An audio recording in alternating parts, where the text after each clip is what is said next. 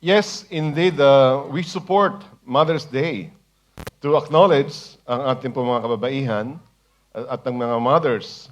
Um, and today, it is an occasion, of course, not to deliver what they would like to hear, but rather what the Lord wants us to hear. Amen?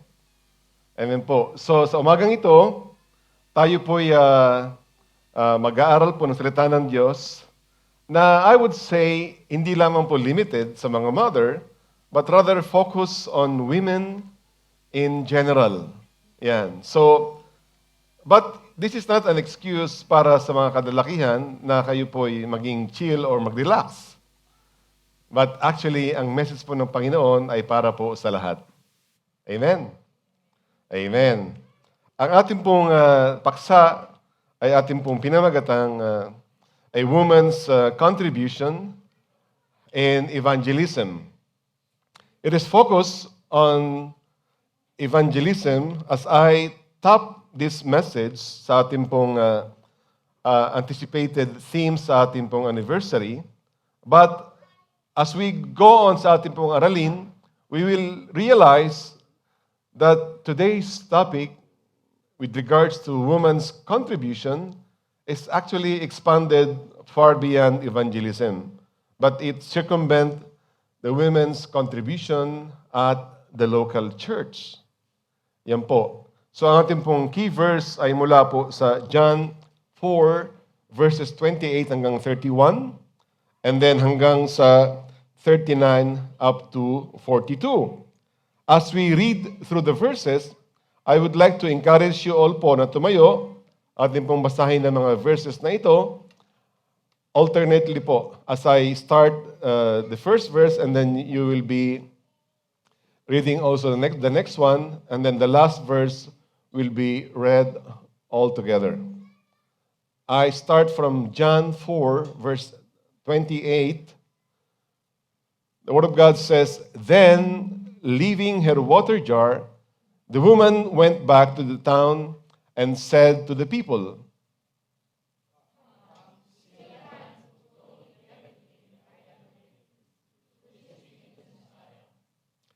'They came out of the town and made their way toward him.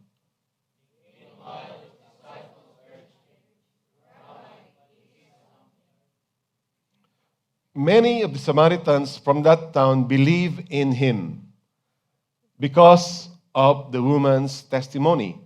He told me everything I ever did.'" Verse 40.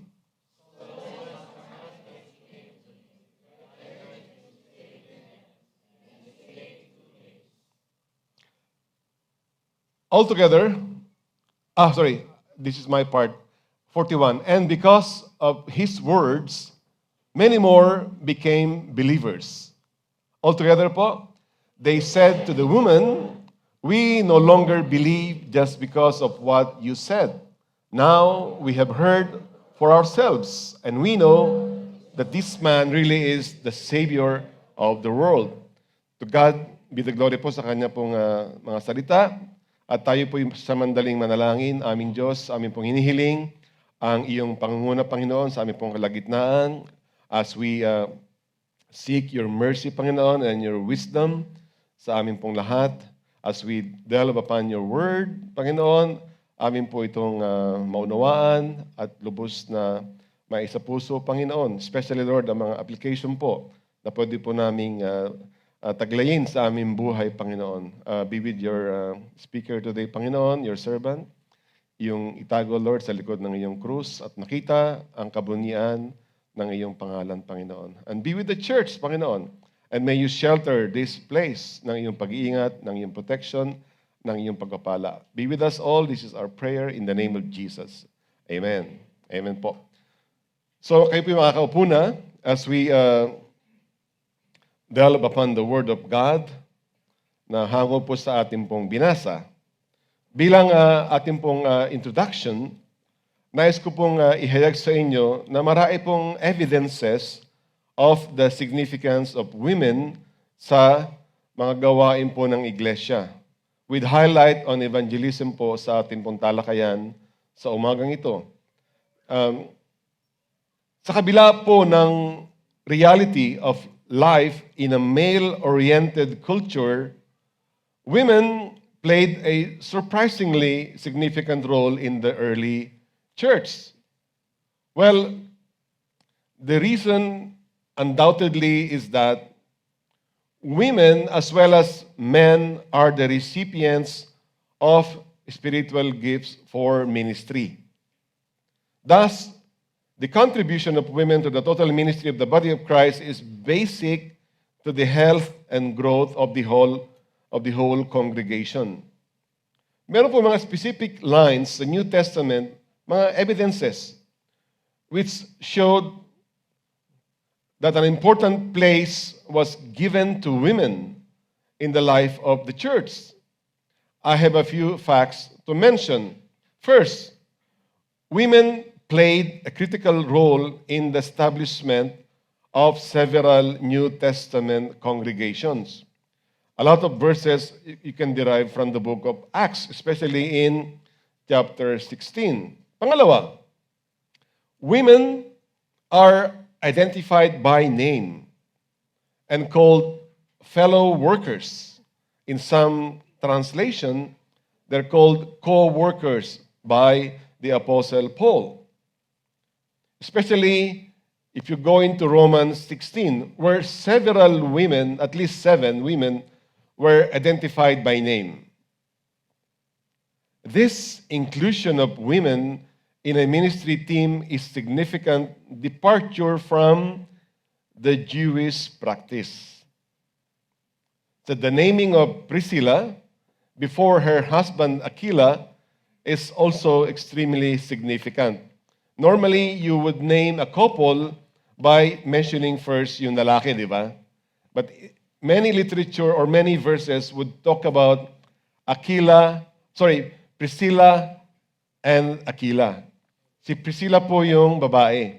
Siya yung nauna. Which denotes na yung heart ni Priscilla is really overwhelming po sa gawain. Yung kanya pong desire na maglingkod ay far noticeable than Aquila. Third, women are seen participating through prayers and prophecy in church meetings. Although the Old Testament foretold a day when sons and daughters would prophesy as the Spirit was poured out on both men and women. So, the participation of women in the church gatherings, again, for the second time, it violates the Old Testament tradition. Na kung saan there are women who are prophetess sa Old Testament. And they are very much engaged in prophesying as much as in praying. Fourth, Phoebe is identified in Romans 16:1 as a deaconess. Opo. The name Phoebe is clearly named as a deaconess sa church. And other evidence suggests that women may have participated with men in the diaconate. So, despite the clarity of evidence in each of these areas suggesting that women actually participated freely in the life of early church and were recognized as significant contributors of ministry, there are actually problem passages that are difficult to interpret. We'll give it a time po to look at these difficult passages na many would find difficult to interpret. You see, this introduction, I did not give you much detail, but it's just in passing. They're just summarized. But they all have biblical references po as quoted in our slides. Now, atin pong bigyan ding diin that there is so much attention which is often given to the limitations placed on women in the assemblies of the church. Ito po yung isang issue. Meron pong emphasis na kung saan when it comes to service in the local church or in the congregation, meron pong limitasyon sa role ng mga kababaihan. In part, we would like to go into this para magkaroon po tayo ng insights of what we are talking about. So, I would like to start from the verse derived from 1 Corinthians 14, from verse 34 hanggang 37. And the Bible says, from verse 34, the women should keep silent in the churches, for they are not permitted to speak, but should be in submission, as the law also says. If there is anything they desire to learn, let them ask their husbands at home. For it is shameful for the woman to speak in church. Or was it from you that the word of God came? Or are you the only ones it has reached? If anyone thinks that he is a prophet or spiritual, he should acknowledge that the things I am telling you are a command from the Lord. Pastor naman, Mother's Day ngayon, bakit naman sisimula mo ng ganito? That the women should be quiet. They should be in submission. They are not permitted to speak. What I'm telling you kanina, the Word of God is based on His sovereignty. We will not sit here to listen what is pleasing to the ear. Diba? So let the Word of God speak in our midst. In these verses, Paul, ang kanya pong concern is to establish a fitting and orderly worship. Sa ating po mga Bible studies sa inyong mga tahanan who has gone through the 1 Corinthians, I remember in NADA we have gone through this. This chapter talks about setting order in a congregation. Yun po yung paksa rito. In the ancient Greco-Roman tradition, it deemed that unlearned questions to be inappropriate. Based po sa panahon ng pagkakasulat ng mga verses na ito sa panahon ni Paul at ng early churches, at base rin sa kultura ng mga Griyeko at Romano, yung pong mga question na mababaw ay hindi raw po appropriate in a congregation. However, yung pong mga baguhan were to learn quietly and not to slow down others by interrupting lectures with unhelpful questions. Yun po yung premise niya, yun yung konteksto. Nung panahon na yon, sa pag-aaral ng congregation, yung mga mababaw na tanong ng mga kababaihan ay hindi raw po appropriate sa pag-aaral. That is in a congregational sense. So proportionately, women had far less education than men of the same social classes. Jewish women would hear scripture explained in synagogues, but they were never trained as disciples. At hindi rin po siya allowed to recite the verses along with the boys or along with the men. So yung kultura nila, meron talagang imbalance. Yung preference na sa mga kadalakihan, kahit po sa pag-aaral ng salita ng Diyos. So, if we dwell on their culture, women, often they married at the age of 18. And sometimes, iba mas mabata pa. Greek women were an average 12 years younger than their husbands. So, because Greek husbands often view their wives as being like their children dahil sa age gap, few took an interest in their wives' learning. So nakita niyo yung sitwasyon, dahil mas matanda yung asawang lalaki kumpara sa asawang babae, yung pag-aaral ng lalaki, parang naiwan niya yung estado ng babae. So they're not much interested sa pag-aaral ng babae. So the things are getting clear to us po. We can follow. Can we follow? Amen? So thus, in Paul's culture, encouragement for wives to learn, even privately, would be considered very progressive. Babagal po. Step by step. For some, maybe hindi importante. So Paul's command to silence may be limited to the context of various spiritual gifts. Sa panahon po nito, especially in this chapter that we are looking at in chapter 14, na kung saan yung mga spiritual gifts like speaking in tongues or interpretation of the tongues and the prophesying ay kailangan pong i-evaluate ng mga elders. They have the final say whether that prophecy is coming from the Lord. It would then be silenced in this one specific context because he may have only envisioned male elders. So nakatanda po natin yung konteksto ng patriarchal society and also the patriarchal mode ng pagkakasulat ng salita ng Diyos. Patriarchal means nakafocus po sa lalaki. So, yung pong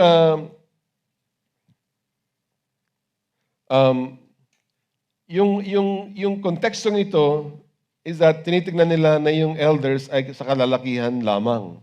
So if Paul's reason for silencing the women in this passage had to do with specific situation, especially yung prophecy, that no longer exists in our time and in our days. It may have been emphasized in their particular subculture. Sa atin po parang hindi na masyado or hindi na nag-i-exist. It would appear sa ating pong kalagitnaan ngayon that Paul's command would apply sa sitwasyon na kung saan ito po'y nakatuon sa mga bagay that would cause disruption sa worship service. So if you take it to our time, ano ba yung mga possible disruption na po pwede nating sabihin inappropriate sa ating kalagitnaan? That's how we relate po yung verse na to, na yung pinagbabawal noon, based sa konteksto nila, ay maaaring hindi na applicable ngayon. Because no women in our time would really prophesy. Diba? But the practical things in our midst that could cause or interrupt worship service is possibly, sometimes kung sobrang laki yung congregation, that you would notice kung may mga anniversary celebration, na sobrang laki yung hall, that women would sit on a certain corners or tables and they have their own agenda while the worship service is going on. That is a disruption that is inappropriate sa gawain ng Panginoon. That could relate to our time. And that is forbidden. That's how we connect sa verse na to sa ating pong panahon ngayon. In their time, it is inappropriate na kung saan they encourage everyone because of the spiritual gifts. Lalaki o babae can prophesy, can speak in tongues. Magulo yung worship service. Kaya nga Paul is trying to set parameters para merong order sa worship service. That's the context of chapter 14. Kaya nga, based sa kaguluhan yun, okay, let's settle down. Let's set some rules. Babae, you may prophesy, yes. But is it based on what the elders would approve that is coming from the Lord? Di ba? May ganun. So rather than being that open, Paul is setting this verse, this limitation. This is one point of view among Bible scholars po, yung pong inahayag ko sa inyo. So, the main essence of this commentary is that the church should be strengthened by believers showing respect for others. Anong respect meron sa ating kalagitnaan kung lahat tayo magsasalita sabay-sabay? Wala tayong naunawaan. Is there any blessing in that? Kaya nga, Paul is trying to set an order. Di ba? Even when people prophesy or speak in tongues, Huwag sabay-sabay daw. Take turn. As you delve on this chapter, you will learn a lot po about the context of this verse and where it's coming from. So, clear po so far? Yan. So, as we go on to a next verse from 1 Timothy chapter 2, verses 8 to 14, and I read from the Word of God, 1 Timothy 2, 8 to 14. The Bible says, I desire then that in every place that the man should pray, lifting holy hands without anger or quarreling. Likewise, also that women should adorn themselves in respectable apparel, with modesty and self-control, not with braided hair and gold or pearls or costly attire, but with what is proper for women who profess godliness. Ano yun? Good works. Let a woman learn quietly with all submissiveness. I do not permit a woman to teach or to exercise authority over a man. Rather, she is to remain quiet. For Adam was formed first, then Eve. And Adam was not deceived, but the woman was deceived and became a transgressor. Pastor naman, ginatungan niyo pa. Ginatungan niyo pa, Pastor. We are to be quiet. You know, such limitations, notwithstanding, despite all these limitations, the early church benefited greatly mula po sa kontribusyon ng mga women. Marami pong kababaihan. Now, this verse, as we exhort on it soon, the role of women in the church appears contradictory throughout Paul's letters. Bakit? At times, the writers describe women as teaching. Ito yung isang anggulo. At other times naman, they are forbidden to teach.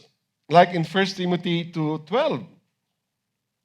You know, 1 Corinthians 11:4 describes women speaking in church, while in 1 Timothy 2:11, they command them to be silent. Can you see the contradiction?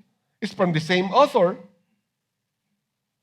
Some texts uphold the patriarchal patterns of marriage and the household, while other texts stress the new freedom in Christ. I would like to encourage you, church, to approach these verses in consideration of the local context and the background of the writer and the people whom the letters are addressed to. Readers should also consider whether a text is prescriptive or ito ay descriptive. I would like to encourage you to read with these components in mind, that in everything the text revealed that the character of the Christ is the source of the truth behind these writings, including these critical issues about women. That in all things, we believe the inerrant Bible. Wala pong mali or contradiction sa Word of God. Kaya we need to look at it in the areas that I have just mentioned, especially the very issue that we are discussing now, the issue of women. Now, this verse that we have just read from 1 Timothy 2, if we may go back, Sis Hazel, yan, 1 Timothy 2, 8 to 14. From verse 8, this talks about men. That it is the desire of Paul that in every place that men should pray, lifting holy hands without anger or quarreling. Jesus, when he worshiped, he raised his hand. Same with Moses, Abraham. Even for us, in our midst, di ba? In time of worship, parang it's automatic to raise your hand. So lifting holy hands is about worship. Sa panahon ngayon, you lift hand, you say, cheers. May hawak kang alak. Cheers. You lift your hands, tagay ka naman. You lift your hands with maybe cigarette. You lift your hands because galit na galit ka. Road rage. Ngayon uso yung UFC, mixed martial arts. Yung bare knuckle fighting. You lift hands to fight. Ilabas yung galit. The Bible is saying, you lift hands, you lift holy hands. This is the purpose of this very hand. Not to hurt someone. Hindi para makipag-away. Yun ang desire ni Paul sa mga kalalakihan. You lift your hands to worship God, hindi para makipag-away. Now, he moves to verse 9. And Paul turns to women. Sabi dito, likewise, also that women should adorn themselves in respectable apparel. Let's divide this. Men, maybe makatipid tayo dito. Tingnan natin. With modesty and self-control. Not with braided hair or gold or pearls or mamahaling kasuotan.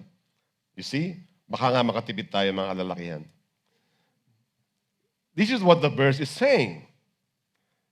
Punuin niyo raw ang inyong katawan with things like modesty, self-control, but with what is proper for women who profess godliness, ay punuin niyo yung katawan ng good works. Yan. This is what the verse is telling us. And this is what the exhortation is about. Let a woman learn quietly with all submissiveness. I do not permit a woman to teach or to exercise authority over a man. Rather, she is to remain quiet. Sabi dito. For Adam was formed first, then Eve. See, when it says, likewise, yung beginning ng verse 9, just as Christian men needed to be warned that their interests, yung sa kanilang palakasan, yung kanilang mga diskusyon na walang katapusan, it should not produce strife or pagtatalo or dissension. So, Christian women needed to be warned that their interest in beauty and adornment should not produce immodesty and indiscretion. Wala pong bago sa ating panahon. There is nothing new under the sun. Yung mga kababaihan nung panahon ni Paul na interested sa kanilang external appearance, ay gayon din po ngayon. Women would adorn themselves with nice clothing, with makeup, with accessories, with real gold, with pearls, and with, probably kung kaya mo naman, expensive clothing for some who respect quality, di ba? So, there is evidence from antiquity that these particular adornments, yung mga binanggit natin, while not evil in themselves, they could be marks of sinful motives. Yung po mga bagay na yan, they are not evil by themselves. Just like money is not evil. But if there is excess in sensuality, ito po yung pinagbabawal ni Paul dito. When it is not that all braids and gold and pearls and clothing are wrong. It is those that express seduction or ostentation. Ito po yung pinoforbid na isuot ni Paul. When you wear something na ipaparada mo lahat ng iyong koleksyon ng ginto in every occasion, that you would wear a totally matching branded na mga kasuotan because gusto mong magyabang ng iyong kayamanan, that is wrong. Kung gusto mo magsuot ng napaka-revealing na damit to induce seduction, no. Ito yung pinagbabawal niya. So, yung pag-aayos, they are a blessing. Of course, women wants to appear maayos, di ba? Maganda, postura. To come at your best sa harap ng Panginoon. Nothing wrong with that. But as you indulge on making your external presentable, ang importante po rito is that you take care of what lies inside, in the heart. This is what the exhortation is about. Yung godliness, yung good works. Anong saysay ng maganda mong itsura if you're not concerned about your sister or brother? Baliwala po lahat yan. Good works daw ang ating pag-apawin sa ating pong buhay. The things that are yung lumalabas, yung bunga ng Holy Spirit. These are evident po sa ating pong kalagitnaan. Apart from the very things that we see in you. So I say, nothing wrong with that. Yes, come beautiful, come well-dressed. Okay lang po yun. We have no issue with that. But nawa, ay tumbasan ninyo yung character na yan with good works. With what's overflowing from the heart. So, as I continue,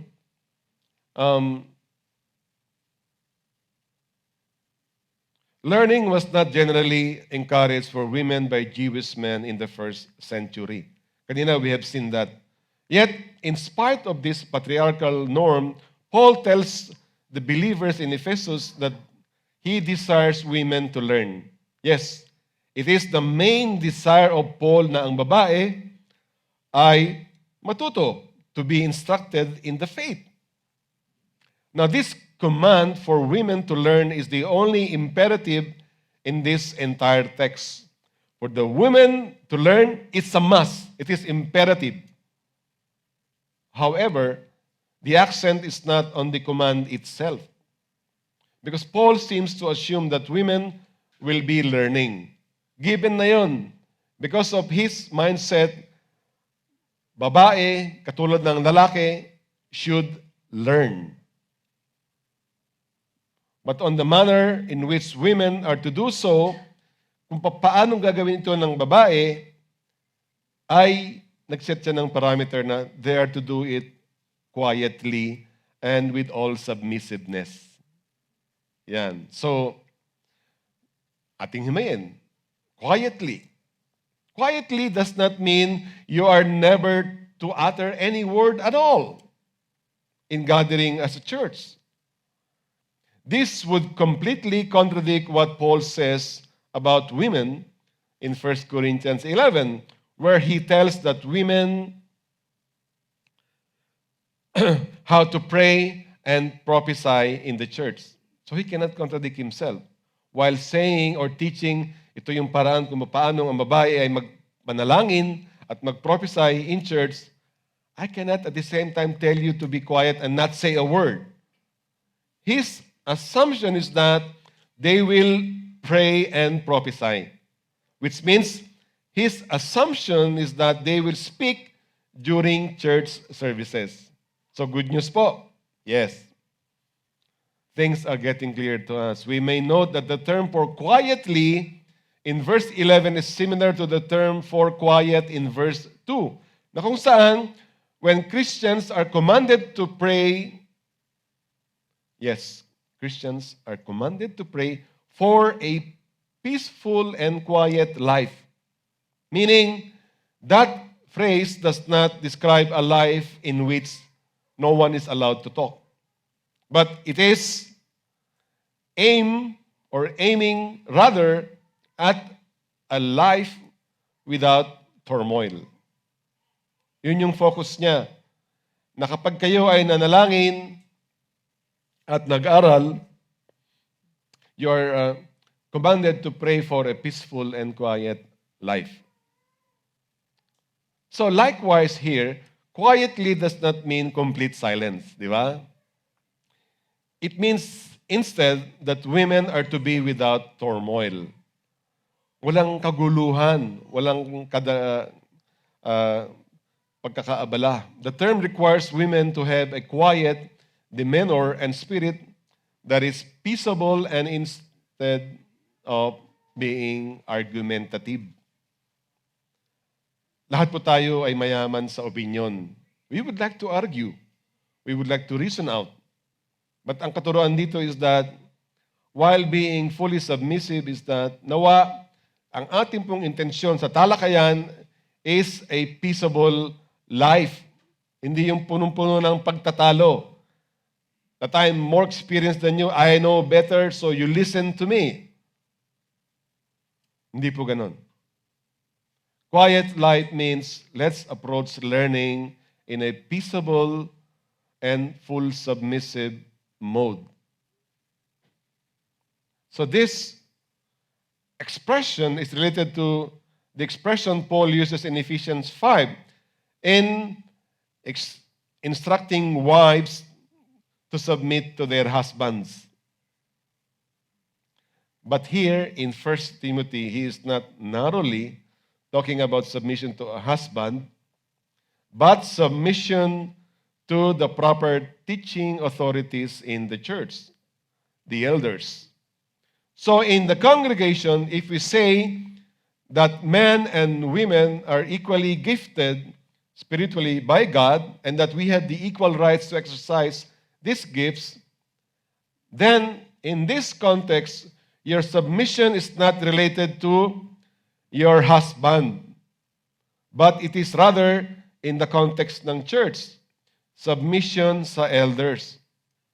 Ito po yung tinutukoy dito. Elders has the authority sa business of the church. It's not confined sa iyong asawa. So it's growing ano po. There's a discussion about yung sa couple, yung sa mag-asawa, and then here, in this context, it talks about congregation or yung public gathering.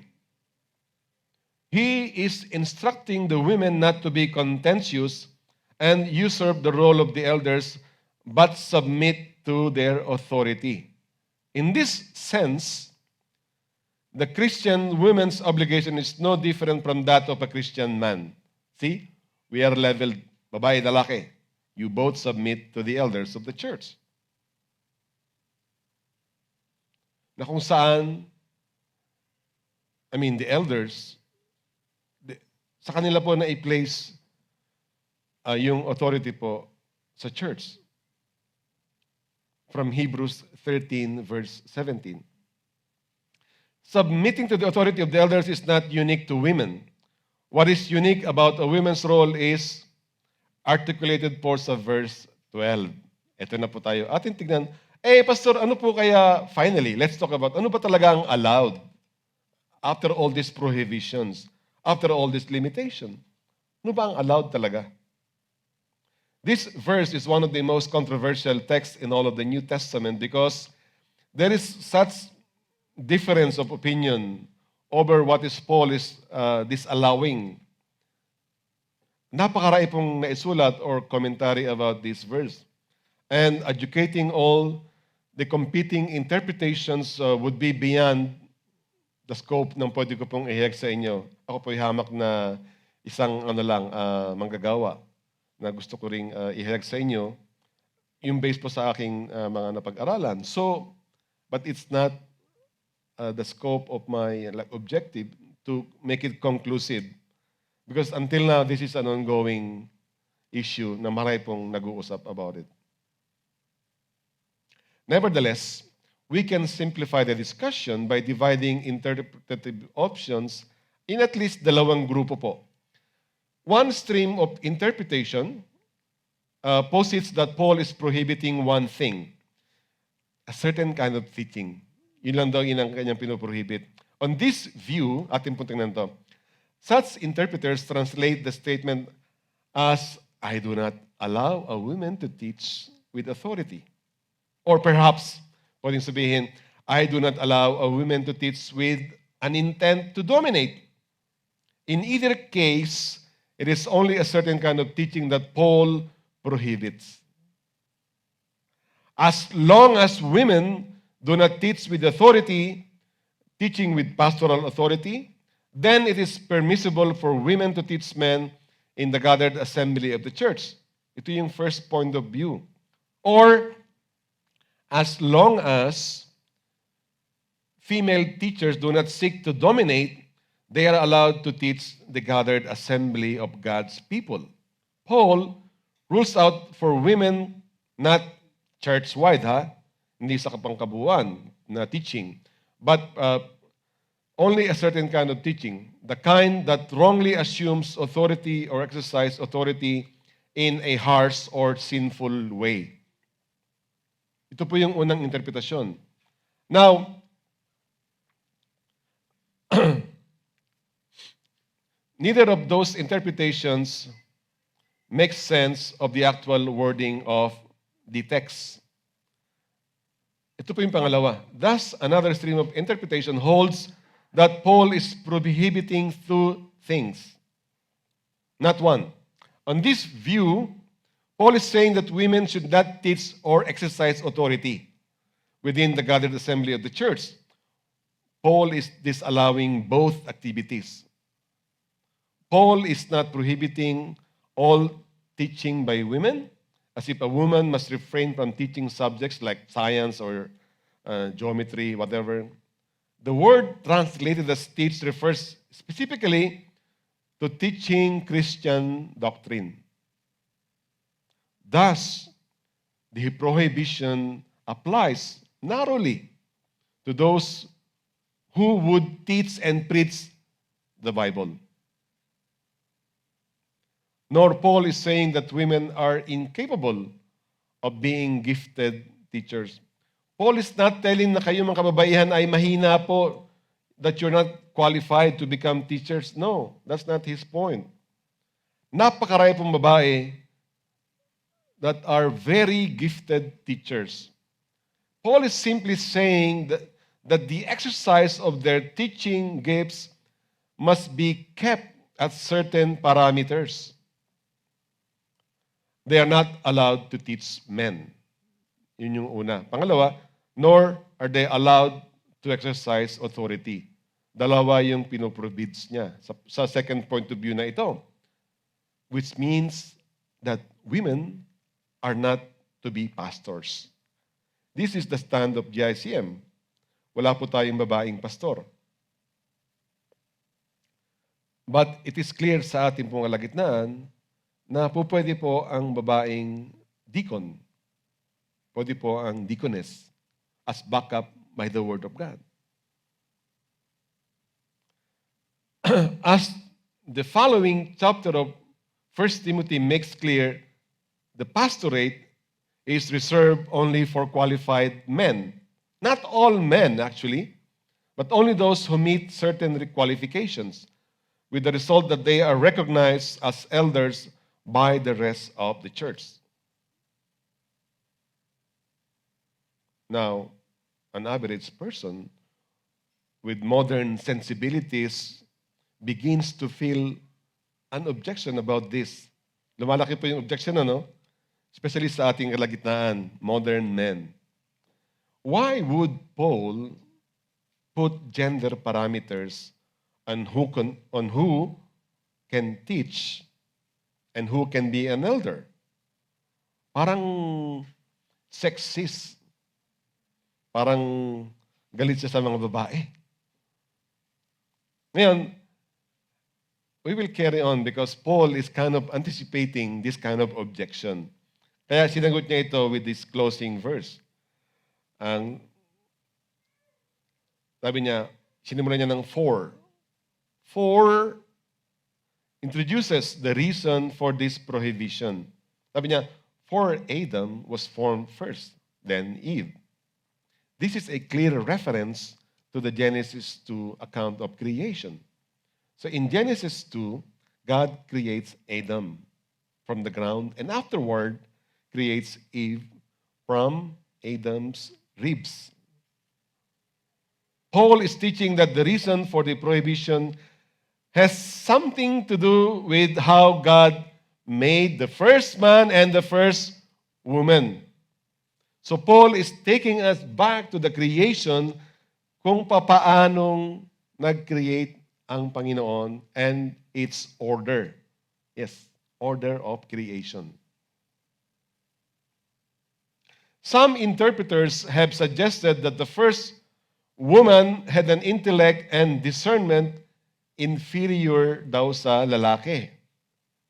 They argue, therefore, that women are prohibited from teaching because they are not quite up to the mark intellectually. Sabi ng iba yan. Such an interpretation is unpersuasive. Are you convinced?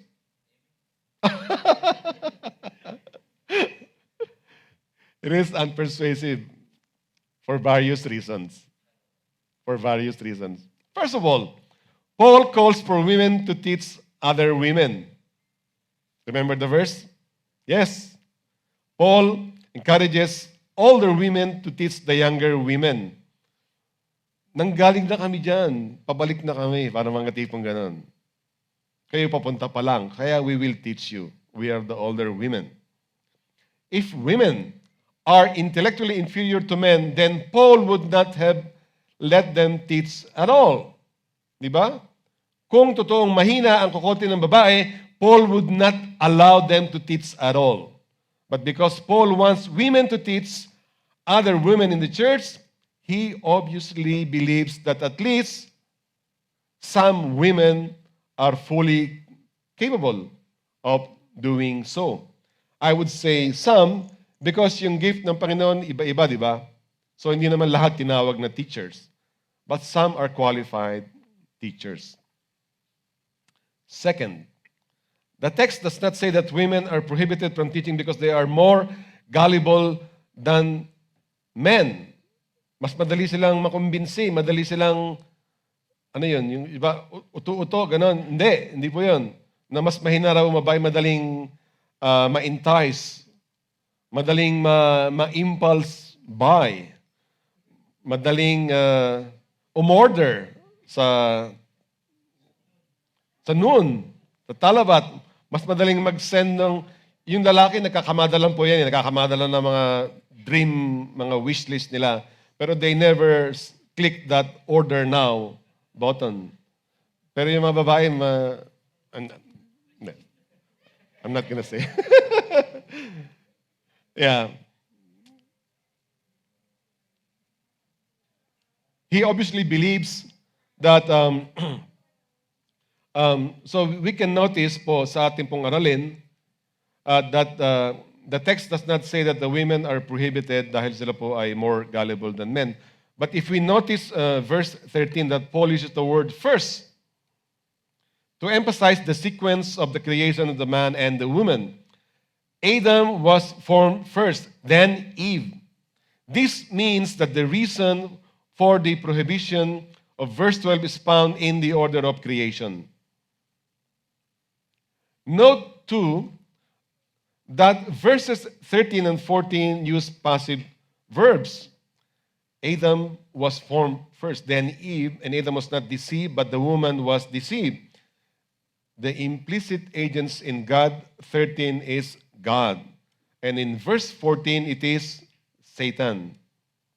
In this way, Paul highlights not what Adam and Eve did in the garden, but what was done to them. Yung po yung ina-emphasize dito. Hindi ina-emphasize na sila po yung mahina or they were subject to being gullible. But the emphasis is that kung ano yung ginawa ng Satan or first ng Diyos and then yung Satan sa kanila being the subject. Verse 13 specifies that God made Adam first and then Eve. In contrast, verse 14 specifies that Satan first deceived Eve, not Adam. So, in the original order of creation, God spoke His word to Adam. Adam spoke God's word to Eve, and Adam and Eve were to rule over the beasts of the ground. At the time of the fall of man, the serpent spoke his word to Eve. Eve influenced Adam to follow her. And both Adam and Eve evaded God. So verse 13 tells us what God has done. And verse 14 tells us what Satan has done. So you see, God established an order of creation. But Satan corrupted that order. Now, Paul appeals to us an order in creation and the fall to show that Adam's leadership in the first marriage was established in part on the basis of God created him first. A principle of primogeniture. The word primogeniture is that yung panganay, yung unang pinanganak, the firstborn. The firstborn is Adam. Di ba? Because of this ordering is a part of God's original creation and is deemed by God to be good. It is good. No one can question that. God's order of creation is good. Paul views it as the paradigm for all marriages to follow. God intends a certain order in the husband and wife relationship. The order of creation establishes the husband as the leader in the first marriage and in all marriages to follow. Yes, sa lahat po ng marriages, that the leader is the husband.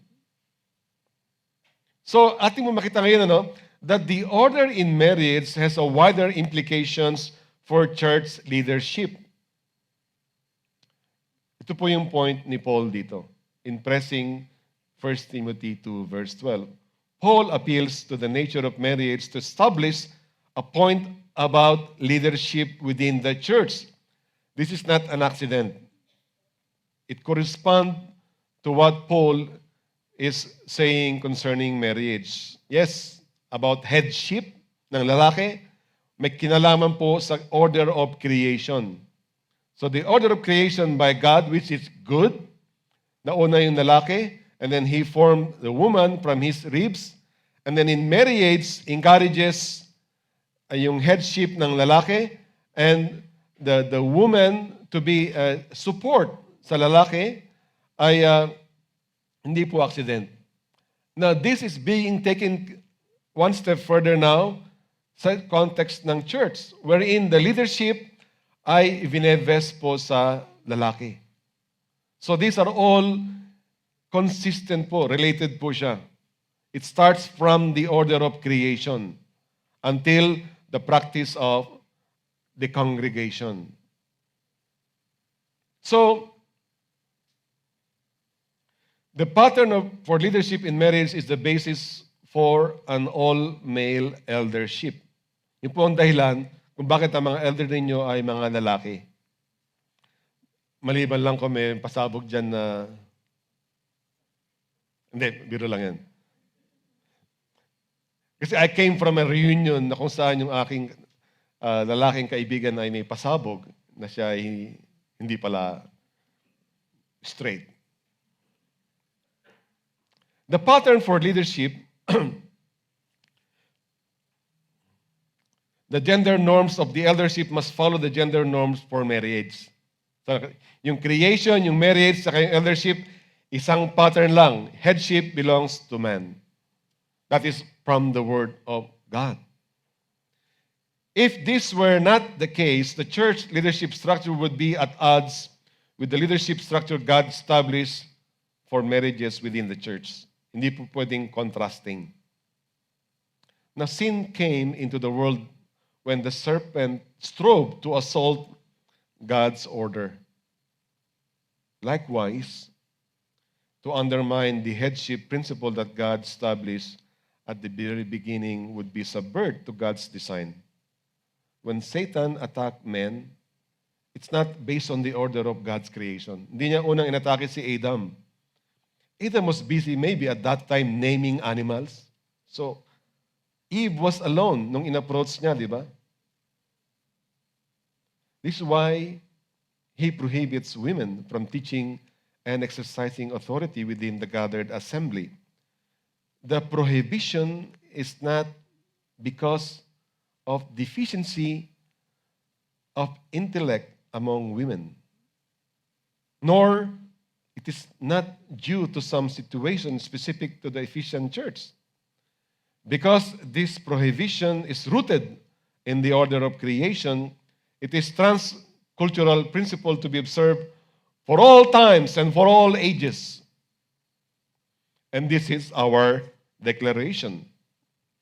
Male headship in marriage is not a result of the fall, but it is a part of the order of creation. So, then, gayon din po sa male eldership in the church.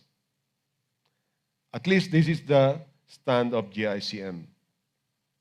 But we have to respect the opinion of others. Yes, that's what I encourage you. Because there are churches with women pastors. Love can exist in our midst if respect will govern. So how can that be if women are limited in what they can do in public assemblies? Alam niyo po, yung public assemblies ay isang bahagi lamang ng gawain ng local church.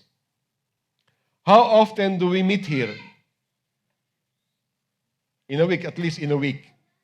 How often po? First option, once. Second option, 2. Third option, 3. Ano po ang sagot ninyo?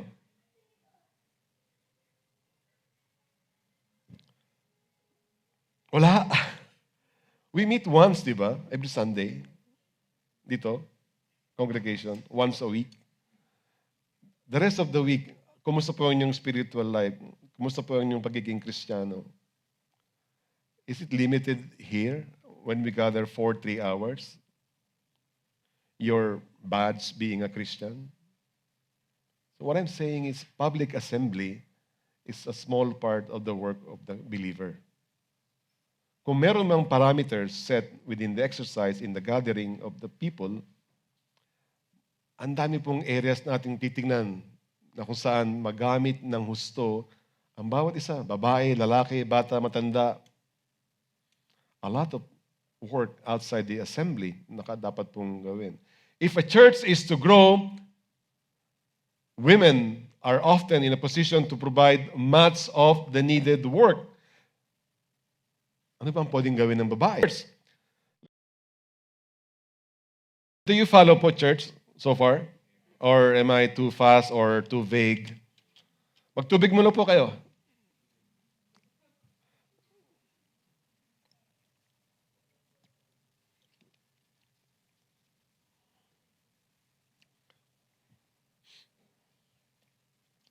Let's see the contributions po ng mga kababaihan sa ating pong local church. As you can see, I will not just touch on the issue of evangelism, but rather I will expand this topic beyond that po. Una po, a woman's contribution in benevolence. Ang benevolence po ay importanteng work ng church, wherein ministering to brethren who are sick, who are poor, probably imprisoned, is a service rendered not just to the individual, but it is a service rendered to the Lord. May mga church po na engage in visitation. May mga church that they have a ministry for outreach. And this is one way of reaching out sa community outside the gathered congregation. So now we're going out of the church, going out of the Sunday worship service. Yes, benevolence is something you can exercise sa inyong neighbor, sa inyong kapatid na may sakit, maybe someone na naka-confine sa hospital or someone na probably nakakulong or probably someone na na-trap sa baha na walang matuluyan. Probably someone na in a difficult situation, may pinagdadaanan that is very near to you.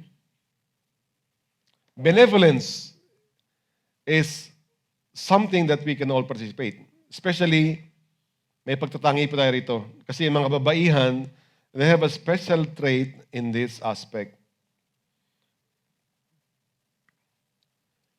1 John 3:17, but if anyone has the world's goods and sees his brother in need, yet closes his heart against him, how does God's love abide in him? Ano po ang saysay na kayo pumunta rito, bihis na bihis, loaded ng ginto, everything fully adorned. But if you're not engaged in benevolence, you're not engaged in doing good works. Ano pong saysay nung ating gathering na ito? Di ba? Now we're going out of the church. Benevolence is something for everyone to exercise. Lahat po ng mananampalataya are to be involved in this work. Ngayon po, kayo mga kababaihan, you are well suited for benevolence. Kasi po, kababaihan has this grace and beauty of which men are normally not capable. Di ba? Well, sometimes you would call, siyempre babae, magandang babae. Sometimes you would call magandang lalaki. Pero you cannot compete with a woman in terms of beauty and yung grace. At kung yung grace ay masobrahan sa lalaki, iba na po yun. So, the unique attributes of femininity lend themselves to this work. Yung pong pagiging fragile ng babae, yung pagiging, there is a feminine aspect na kung saan it's very, very much related po sa benevolence. Examples such as mercy and compassion, ito po ay almost second nature po ng kababaihan. Yung pagiging maawain, yung pagiging compassion, yung biglang yung inaasahan mong adobo na marami sa kusina, pag uwi mo, wala na. Kasi because of their nature, yung compassion or mercy na ibinibigay sa kapitbahay or sa bisita. Part po ng babae yan, yung pagiging mahabagin. And mercy is one of the gifts the Lord has given to the church. I read from Romans 12:6-8. Sabi dito, having then gifts differing according to the grace that is given to us, let us use them. If prophecy, let us prophesy in proportion to our faith. In our ministry, let us use it in our ministering. He who teaches, in teaching. He who exhorts, in exhortation. And he who gives, with liberality. And he who leads, with diligence. And he who shows mercy, with cheerfulness. Pastor, panlalaki yan eh. Puro he yung binanggit nyo eh. Yung nga yung issue, kaya kanina we were saying from the beginning, maraming parts ng Bible were written in a patriarchal or male perspective. Kaya ganun yung tinutukoy. But actually, this is for everyone. This is for church-wide. Babae o lalaki. Kung meron po kayong abilidad na magturo, gamitin niyo po yan ng malaya. At sabi dito, towards the end of the verse, he who shows mercy, gamitin niyo po ito with cheerfulness. Di ba? As the verse closes. Hindi yung for some, they may be exercising mercy, but with pride. Yung, umaapo yung kayamanan ko eh, let me exercise this mercy. Mamigay tayo, parang ganun. But when you do mercy, gawin niyo po ito na may kagalakan. That yung inyong intent is because you are giving in to the command of God. Do it with cheerfulness. Ang mga kababaihan po, they often possess skills through which benevolence can be rendered. Meron po tayong halimbawa from the Word of God. Acts 9:36-39, we have a character named Dorcas. Isa po siyang mahabagin at masipag at generous. And she did serve the needy widows in this writing. From verse 36, at Joppa, there was a certain disciple named Tabitha, which is translated to Dorcas. This woman was full of good works and charitable deeds which she did. This is one evidence of women exercising benevolence. Yes, she made clothes sa mga widows. See? Pananahi. This is what she can do. This is what she is good at. And she did it with liberty. Now, further examples may include cooking, maybe babysitting. That's just right there behind us, babysitting. Sino ba in charge sa mga bata na yan? Bakit sila maiingay? Ay, hindi pala. Babysitting, na ministering to the sick, extending hospitality. Many of us na merong tahanan ay ino-open po ang kanilang tahanan sa gawain. That is one way of exercising hospitality. Indeed, women who might later be taken into the number, there is a verse from 1 Timothy 5, 9-10. Ang sabi dito, I would like to read sa inyo po. Do not let a widow under 60 years old be taken into the number, and not unless she has been the wife of one man, well reported for good works, if she has brought up children, if she has lodged strangers, if she has washed the saints' feet, if she has relieved the afflicted, if she has diligently followed every good work. There is a tradition in the church, in the early church, na kung saan yung pong mga the elderly who reach 60 sa ating panahon, yung mga senior citizen, di ba? I mean, the age of retirement. So when you reach 60, you can actually be supported by the church. Now, sabi rito, wag niyo po siyang i-elevate doon into the number. Sa mga, especially yung mga widows, sabi rito, no? Sa susuportahan ng church. If they don't possess this, yung mga binasa ko, kung hindi raw siya engaged sa good works. Kung hindi siya naging lingkod sa kanyang mga elder who wash the feet of their elders. We don't do this anymore, but there are other means, of course, yeah? Maybe you don't wash the feet of your elders now, but you can buy them shoes. Yeah, size 8 po.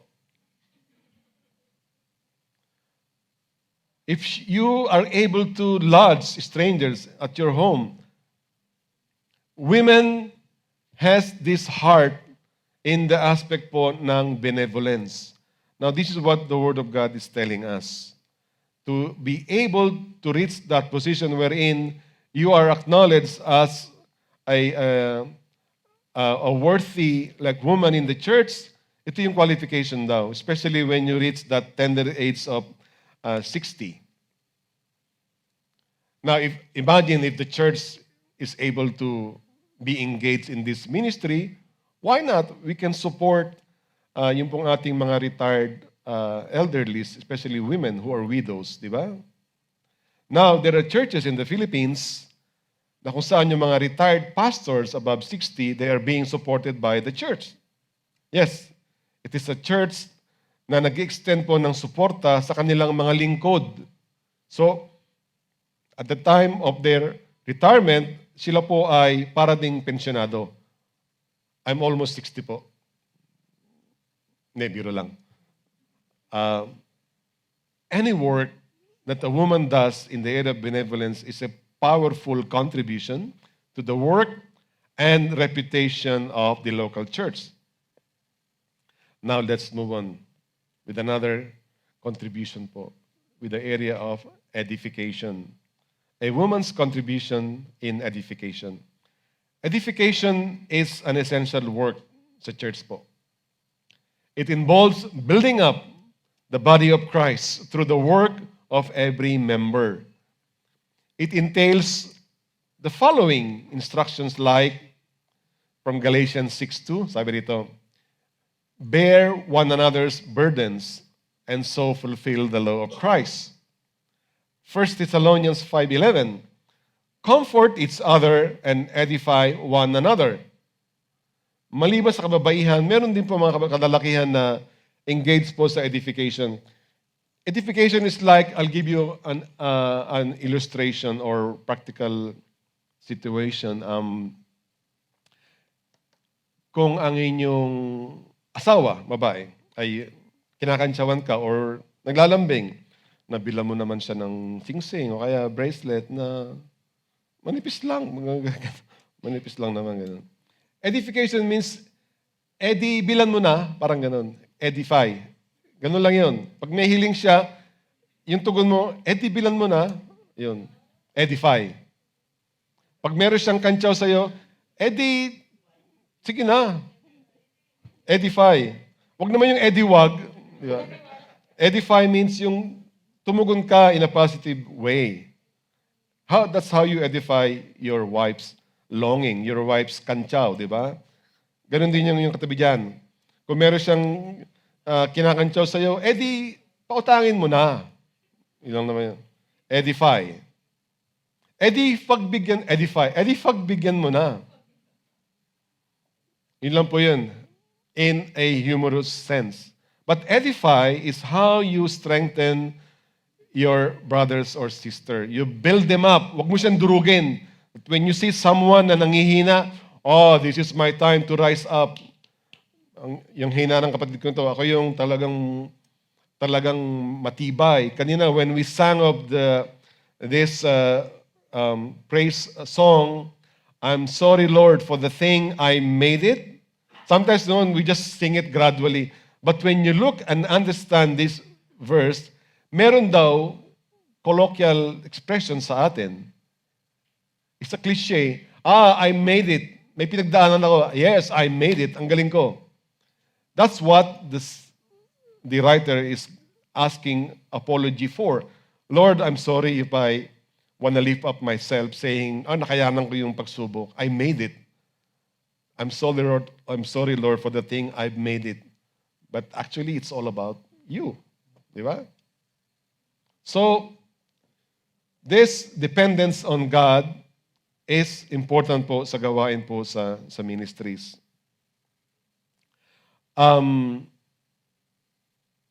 Women can also do much to edify the church. Through formal teachings of others. Ganito nga yung sa book of Timothy. Sabi rito, Lois and Eunice ay naging mabuti po silang tagapagturo. Because grandmothers and mothers can teach children. Yes.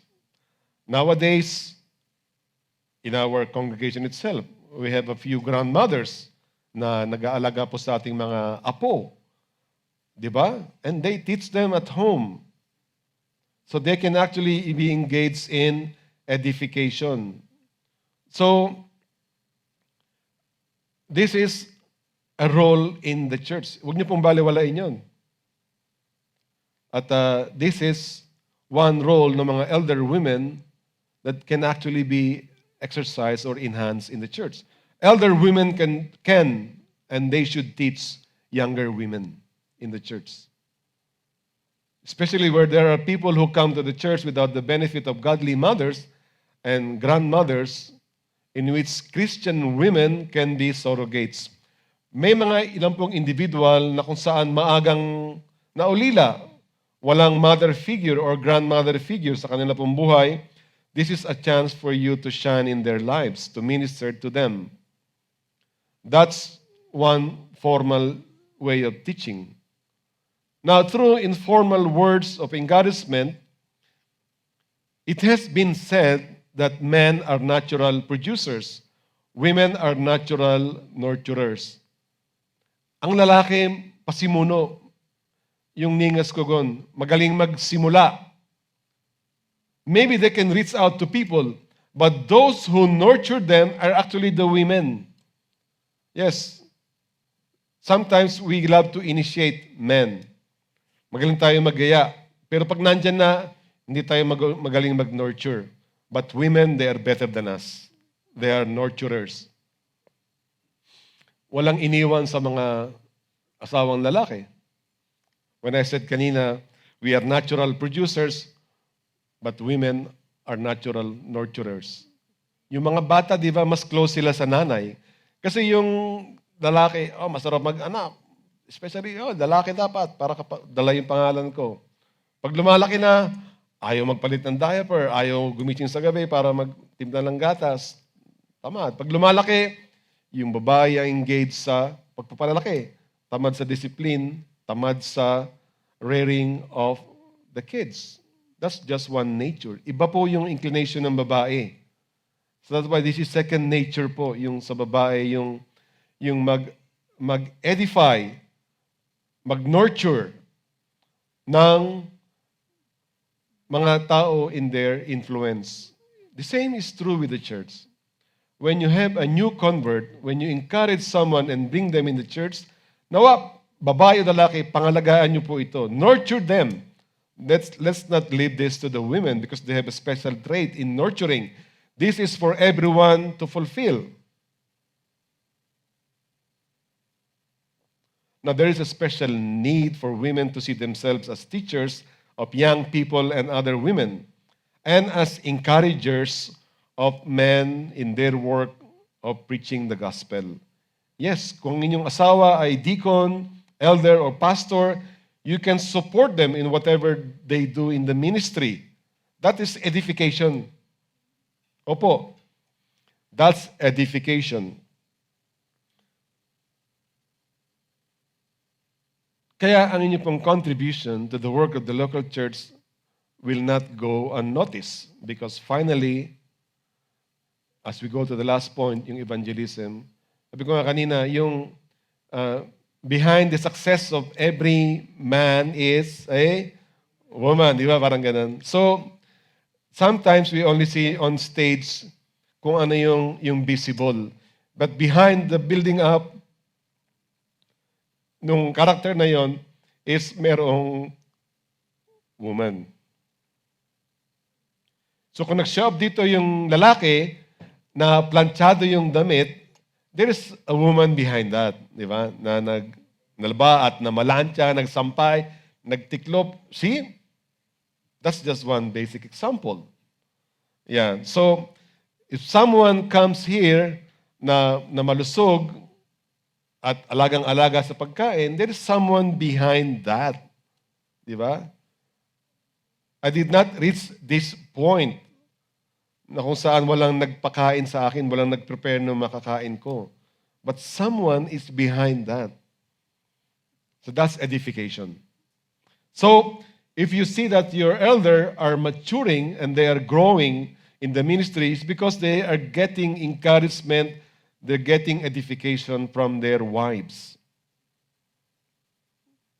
So, that's edification. So the last point, a woman's contribution in evangelism. Evangelism is an imperative work. It is the command of God.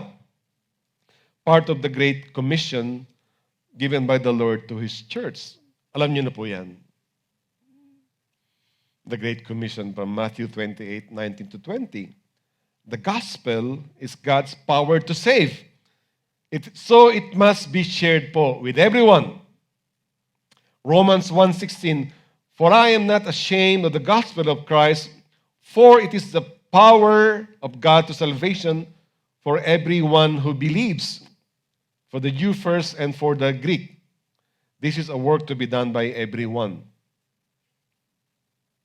Acts 8:1, and Saul approved of his execution. And there arose on that day a great persecution against the church in Jerusalem. And they were all scattered throughout the regions of Judea and Samaria, except the apostles.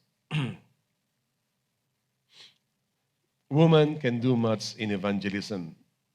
They can help support those who preach the gospel Katulad po ni Mary Magdalene, ni Joanna, and Susanna from Luke 8, 1-3, wherein we have another example like Lydia in Acts 16, who is, as I read from this verse, after she was baptized, and her household as well, she urged us, saying, "If you have judged me to be faithful to the Lord, come to my house and stay." And she prevailed upon us. This is a lady called Lydia na nag-open ng kanyang tahanan sa mga manggagawa.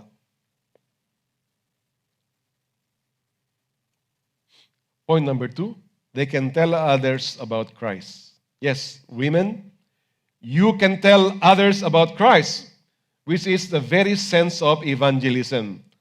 And I take you now to our key verse. You see, we have gone through a lot of verses, but this I pick up as our key verse, wherein not the Good Samaritan, it is the Samaritan woman. Di ba? Well, you know the story. But we will not delve on the usual story, but we will look into the later part of what happened in this story. Consider the example of the Samaritan woman from John chapter 4, verses 28-30, and then it goes on to 39 till 42. And I read, "So the woman left her water jar and went away into town and said to the people, 'Come, see a man who told me all that I ever did. Can this be the Christ?' They went out of the town and were coming to him." And then in verse 39, "Many Samaritans from that town believed in him because of the woman's testimony.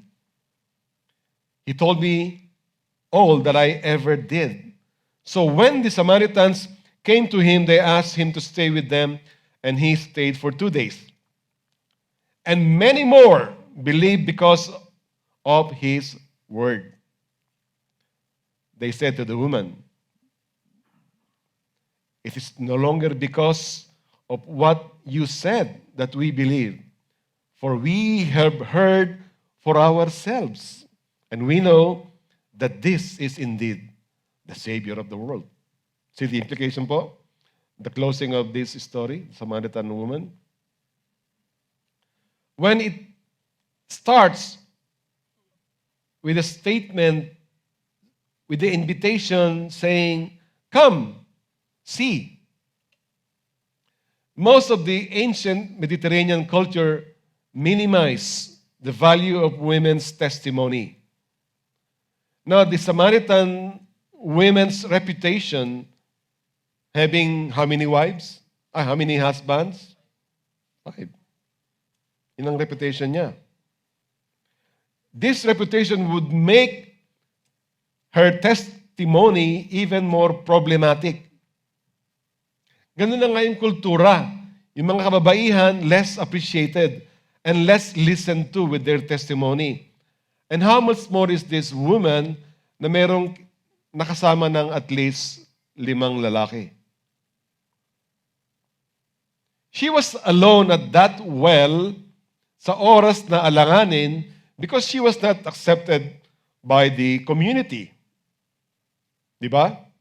Iniwasan niya yung crowd, kaya siya nandun ng alanganing oras, kaya siya nag-iisa. Maybe yun yung oras na nobody wants to be there because sobrang init para mag-collect ng tubig sa well. And Christ, nag-iisa rin.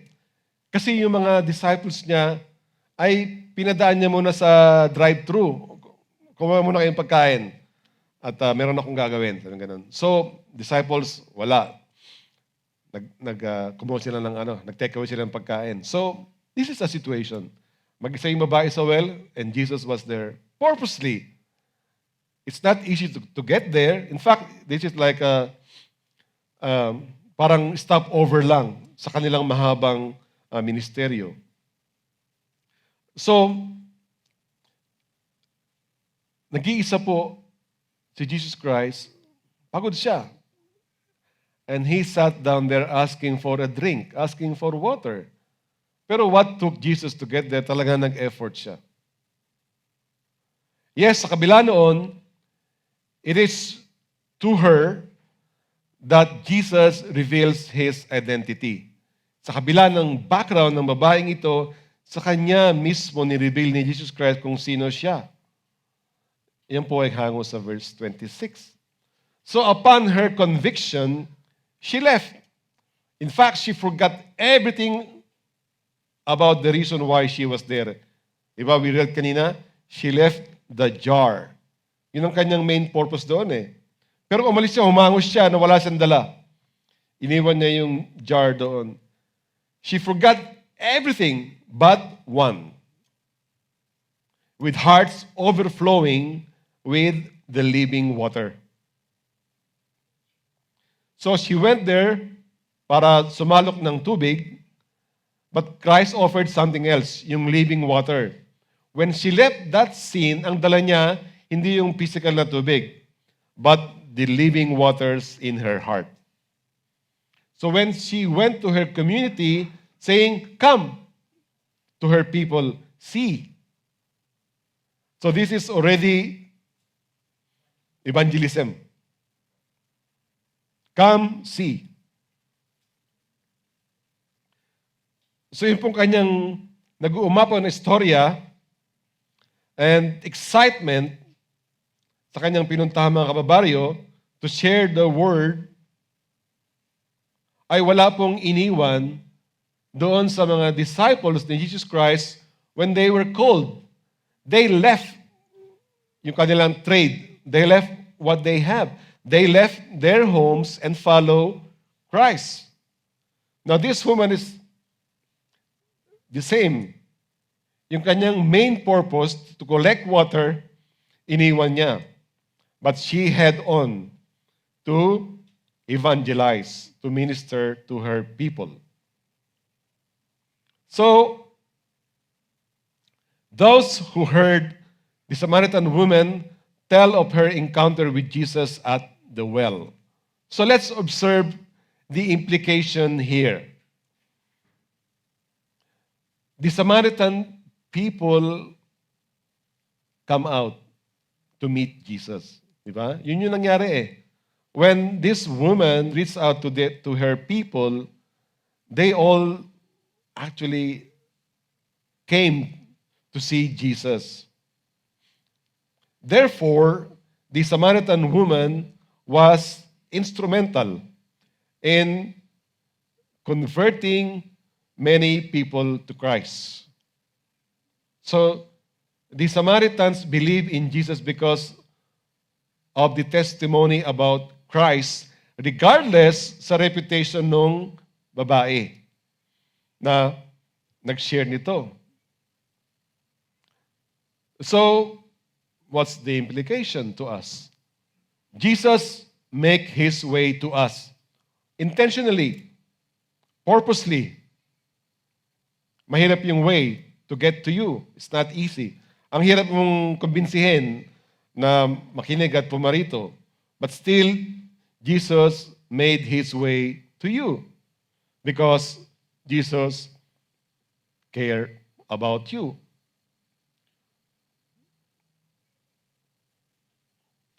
Jesus knows that there is sin that He has to deal with you. Just like the sin that He has to deal with the Samaritan woman. So, my question to you, church, is how's your testimony? How or whom did Jesus send to reach out to you and told you of His wonderful works? Who is a Samaritan woman in your life?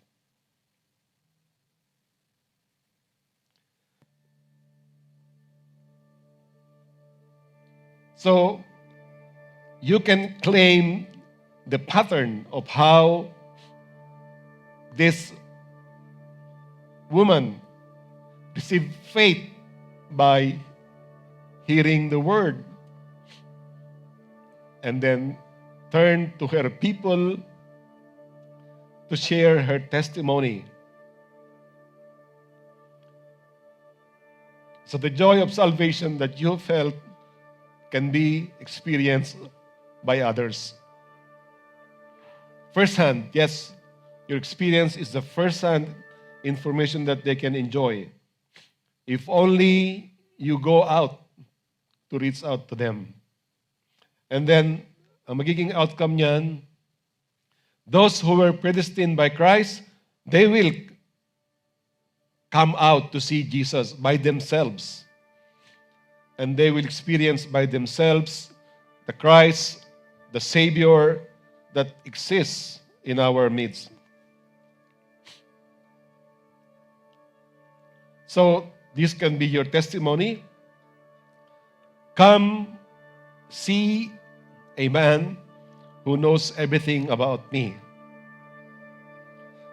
Yet, I was there looking for water, but He filled me with the living waters. Yan. So, this is the exhortation from God's Word, from what we have heard, that women can be actively engaged in the area of evangelism, apart from the things that we have covered in their contribution to the local church. There is a lot of evidence po, wherein we can see, I don't have much time now, but there are so many examples like in the life of Priscilla, and then Priscilla also and Aquila, they were the ones who converted Apollos. Diba? They ministered to him.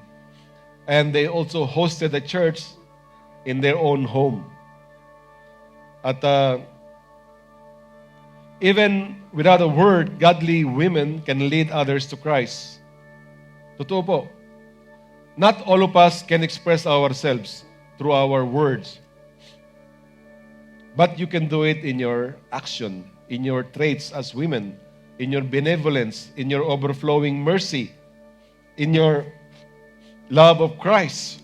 You can express this in so many ways. So the outcome of this ministry is that many souls have been saved in the life of a sinner, in the life of a Samaritan woman. And churches started. It is, as we can see now, through the evangelistic efforts of godly women. So, your current situation is not a hindrance in engaging in the life of ministry, especially in evangelism, because this is all our background, and Jesus knows where we were. And Jesus will use you in ways that you cannot comprehend. Yeah, so let's conclude.